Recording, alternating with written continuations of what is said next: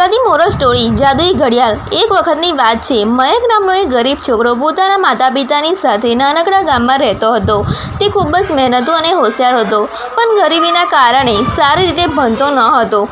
એક દિવસ જ્યારે તે જંગલમાં લાકડા ભેગા કરવા ગયો હતો, ત્યારે તેને જમીન પર એક પ્રાચીન ઘડિયાળ મળી। ઘડિયાળ ખૂબ જૂની અને અનોખી લાગતી હતી। ઉત્સુકતાથી તેણે ઘડિયાળ સાફ કરી અને અચાનક તેમાંથી એક તેજસ્વી પ્રકાશ નીકળ્યો। આજે સામે એક જાદુગર ઊભો હતો। જાદુગરે મયંકને કહ્યું, તમે આ જાદુઈ ઘડિયાળ મેળવી છે, હવે એ તમારું છે। આ ઘડિયાળની જરૂર પડે ત્યારે એકવાર ગોળી દબાવજો અને તે તારા માટે ચમત્કાર કરશે।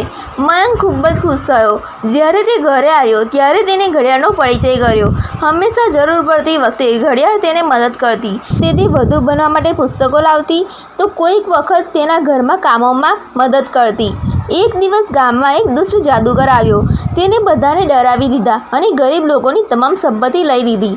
મયંકે હિંમત ભેગી કરીને તેની જાદુઈ ઘડિયાળનો ઉપયોગ કર્યો। ઘડિયાળનો પ્રકાશ ફેલાયો અને દુષ્ટ જાદુગરની માયા તોડી નાખી। જાદુગર નાશ પામ્યો અને ગામવાસીઓ ફરી ખુશખુશાલ થઈ ગયા। બાદમાં મયંક એ જ જાદુઈ ઘડિયાળનો ઉપયોગ ભણવા માટે કર્યો અને કઠિન મહેનતથી સફળ થયો। સમયની સાથે તે ગામનો સૌથી વિદ્વાન અને સમૃદ્ધ માણસ બન્યો। બોધ: સમયનો સદુપયોગ કરનારો સફળ બને।